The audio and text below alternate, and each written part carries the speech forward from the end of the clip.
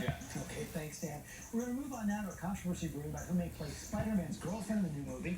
One report has Zendaya playing Mary Jane, and we're going to talk to Larry Hackett about that right now. It's created a little bit of a backlash on social media. I guess some people think they should be reserved for a white actress.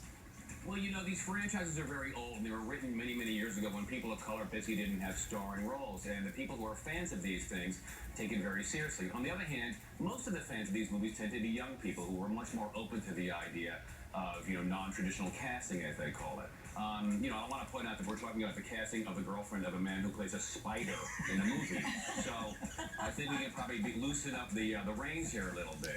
But, this has kind of been a trial balloon on the part of the studio. I think they're actually, sending this up, whether intentionally or not, and getting some reaction. Most of it's been positive. Some of it is always going to be negative in the internet world. Hopefully for Zendaya, she gets the role, because she certainly has been bandied about now. Yeah, no, my girl's a reason. Yeah, she's fantastic. Now, we all know Hollywood has received recent and quite a bit of criticism for casting white actors in what one might assume should be a role reserved for colored people. Is this potentially the industry trying to right itself, doing something right? And what do you make of this move? Could it be in reaction to all of that negative press before? I think the industry is very, very sensitive to this. You had the case, about a month ago with Matt Damon in that picture where he played a white guy saving people at a siege of the Great Wall of China.